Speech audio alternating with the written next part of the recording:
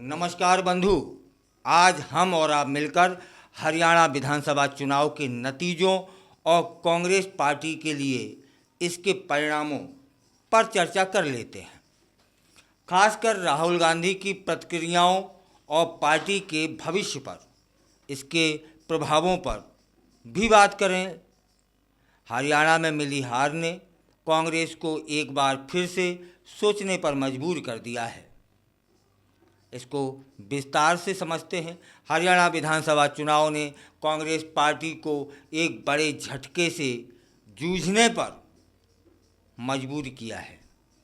चुनावी अभियान में जो आशा थी वह अब एक निराशा में बदल चुकी है। राहुल गांधी, जिन्होंने पहले चुप्पी साधी थी, लेकिन उन्होंने अपनी बात अब रखी है। उन्होंने कहा कि पार्टी हार के कारणों का गहन विश्लेषण कर रही है और यह सुनिश्चित करेगी कि भविष्य में ऐसी स्थिति न बने। उनका कहना था, हम हरियाणा के अप्रत्याशित नतीजों का विश्लेषण कर रहे हैं। हम चुनाव आयोग को उन शिकायतों के बारे में सूचित करेंगे जो कई विधानसभा क्षेत्रों से आ रही थीं। यह बयान न केवल हार को स्वीकार करने का संकेत है, बल्कि संभावित अनियमितताओं को भी संबोधित करने की प्रतिबद्धता भी को दर्शा देता है। उनके इस बयान से साफ है कि वे पार्टी की जिम्मेदारी को गंभीरता से ले रहे हैं, सुधार की दिशा में कदम उठाने के लिए तैयार हैं। चुनाव परिणामों के बाद कांग्रेस ने एक महत्वपूर्ण बैठक आयोजित की, जिसमें राहुल गांधी और अन्य प्रमुख नेता शामिल थे। इस बैठक में हार के विभिन्न कारणों पर चर्चा हुई, जैसे कि पार्टी के अंदरूनी गतिशीलता और नेतृत्व निर्णय। यह बैठक कांग्रेस के लिए एक महत्वपूर्ण मोड़ साबित भी हो सकती है, जहां उन्हें अपनी रणनीतियों का पुनर्मूल्यांकन करना है। बैठक में नेताओं ने यह भी चर्चा की कि कैसे भूपेंद्र सिंह हुड्डा की नेतृत्व शैली ने चुनावी परिणामों को प्रभावित किया। क्या उनकी रणनीतियों ने पार्टी को नुकसान पहुंचाया? हुड्डा, क्या उन्होंने सही उम्मीदवारों का चयन किया? ये ऐसे सवाल हैं जिनका उत्तर पार्टी को जल्द खोज लेना चाहिए। भूपेंद्र सिंह हुड्डा ने हरियाणा में कांग्रेस का नेतृत्व किया था। उनकी रणनीतियों और निर्णयों की समीक्षा करना भी जरूरी है। क्या उनकी शैली ने पार्टी को नुकसान पहुंचाया? यह सवाल अब उठ रहा है। यदि हुड्डा को हटाने का निर्णय लिया जाता है तो क्या इससे पार्टी में और भी अस्थिरता आ जाएगी? इन सवालों के जवाब खोजने के लिए कांग्रेस को गंभीरता से विचार करना चाहिए। इसके अलावा अन्य नेताओं की भूमिका भी महत्वपूर्ण होगी। क्या वे अपनी जिम्मेदारियों को समझते हैं? क्या वे पार्टी के साथ मिलकर काम करने के लिए तैयार हैं? इन सभी पहलुओं पर चर्चा करना अहम हो गया है कांग्रेस के लिए। चुनाव प्रचार का विश्लेषण भी आवश्यक है। क्या प्रचार सामग्री प्रभावी थी? क्या संदेश सही तरीके से पहुंचाए गए? इन सवालों का जवाब खोजने के लिए कांग्रेस को गहन अध्ययन करना होगा। प्रचार के दौरान जो मुद्दे उठाए गए थे, क्या वे मतदाताओं के दिलों तक पहुंचे? यदि नहीं, तो इसका कारण क्या था? कांग्रेस को यह भी देखना होगा कि उन्होंने किन मुद्दों पर ध्यान केंद्रित किया था और किन्हें नज़रअंदाज किया। क्या बेरोजगारी, शिक्षा और स्वास्थ्य जैसे महत्वपूर्ण मुद्दे पर्याप्त रूप से उठाए गए थे? अगर नहीं, तो यह हार का एक बड़ा कारण हो सकते हैं। मतदाता व्यवहार में बदलाव भी देखने को मिला है। युवा मतदाता अब अधिक जागरूक हो गया है। उन्हें सही जानकारी चाहिए। कांग्रेस को इन नए मतदाता वर्ग को आकर्षित करने के लिए नई रणनीतियां बनानी होंगी और यह हर एक पार्टी को भी करना होगा। युवा मतदाता अब केवल पारंपरिक मुद्दों पर ध्यान नहीं देते हैं, वे विकास, रोजगार और सामाजिक न्याय जैसे मुद्दों पर अधिक ध्यान केंद्रित कर रहे हैं। यह बड़ी बात है, यह अच्छी बात है। कांग्रेस को यह समझना होगा कि युवा मतदाता का समर्थन प्राप्त करने के लिए उन्हें उनके मुद्दों पर ध्यान देना है। इसके लिए उन्हें सोशल मीडिया प्लेटफॉर्म का अधिकतम उपयोग करना होगा ताकि वे सीधे युवाओं तक पहुंच सकें और उनके विचार जान सकें।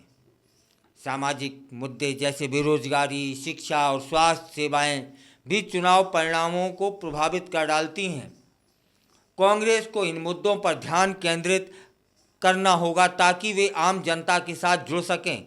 यदि वे इन मुद्दों को नज़रअंदाज करते हैं तो इसका सीधा असर उनके समर्थन पर पड़ सकता है। कांग्रेस को यह सुनिश्चित करना होगा कि वे अपने घोषणा पत्र में इन मुद्दों को प्राथमिकता दें और उन पर ठोस योजनाएं पेश करें। इससे मतदाता विश्वास करेंगे कि कांग्रेस उनकी समस्याओं का समाधान कर सकती है। यह सब चर्चाएं बैठक में हुई हैं। कांग्रेस को भविष्य की योजनाओं पर ध्यान देना होगा। क्या वे अगले चुनावों में अपनी स्थिति मजबूत करने के लिए नए चेहरे पेश करेंगे? यह एक महत्वपूर्ण प्रश्न है जिसका उत्तर समय बताएगा। यदि कांग्रेस अपने पुराने चेहरों पर निर्भर रहती है तो यह उसके लिए समस्या भी बन सकती है। नए चेहरों का मतलब केवल युवा वर्ग या युवा नेता नहीं होता, बल्कि इसका मतलब यह भी होता है कि पार्टी को ऐसे नेताओं की तलाश करनी होगी जो समाज में सकारात्मक बदलाव लाने की क्षमता रखते हों। हालांकि हार हुई है, लेकिन इस स्थिति में सकारात्मक पहलू भी है। पार्टी कार्यकर्ताओं का समर्पण और उनकी मेहनत सराहनीय रही। यह एक ऐसा आधार है जिस पर कांग्रेस फिर से खड़ी हो सकती है। यदि पार्टी अपने कार्यकर्ताओं की मेहनत को सही दिशा में लगाती है तो वे अगले चुनावों में बेहतर प्रदर्शन कर पाएंगे। यह सब समीक्षा में चलता रहा। कांग्रेस को अपने कार्यकर्ताओं की आवाज़ सुननी होगी, उन्हें निर्णय लेने की प्रक्रिया में शामिल करना होगा ताकि वे अपनी जिम्मेदारियों को समझें और आगे बढ़ने के लिए प्रेरित होते रहें। यह मुद्दा भी उठा।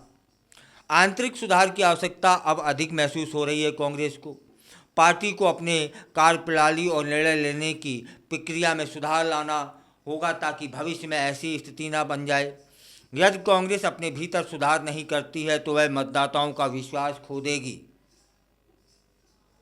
पार्टी संरचना में सुधार लाने के से न केवल आंतरिक एकता बढ़ेगी बल्कि यह मतदाताओं के बीच भी सकारात्मक संदेश भेज सकेगी। कांग्रेस अपने आप में सुधार कर रही है, ऐसा मतदाताओं तक संदेश पहुंचेगा। कांग्रेस को अपने समर्थन आधार को मजबूत करने के लिए विभिन्न समुदायों के साथ संवाद स्थापित करना चाहिए। इससे उन्हें विभिन्न सामाजिक समूहों का समर्थन भी प्राप्त होगा, विशेषकर उन समुदायों से जुड़ना जो पारंपरिक रूप से कांग्रेस के समर्थक रहे हैं लेकिन हाल ही में उनसे दूर चले गए हैं। इस संवाद प्रक्रिया में स्थानीय नेताओं की भूमिका महत्वपूर्ण होगी क्योंकि वे अपने समुदाय की आवश्यकताओं और चिंताओं को बेहतर तरीके से समझते हैं। राजनीतिक गठबंधनों पर भी ध्यान देना आवश्यक है। क्या कांग्रेस अब अन्य दलों के साथ मिलकर काम कर सकती है? यह एक रणनीतिक कदम हो सकता है जो उन्हें अगले चुनावों में बेहतर लाभ दे पाए। गठबंधन बनाने से न केवल वोट बैंक बढ़ेगा बल्कि इससे राजनीतिक स्थिरता भी मिलेगी। कांग्रेस को उन दलों के साथ गठबंधन बनाने पर विचार करना चाहिए जिनकी विचारधारा समान हो या जो सामाजिक न्याय जैसे मुद्दों पर ध्यान केंद्रित करते हों। जैसे जैसे कांग्रेस इस झटके से उभरती है, राहुल गांधी की आंतरिक मुद्दों को स्वीकार करने और उन्हें संबोधित करने की प्रतिबद्धता महत्वपूर्ण हो जाएगी।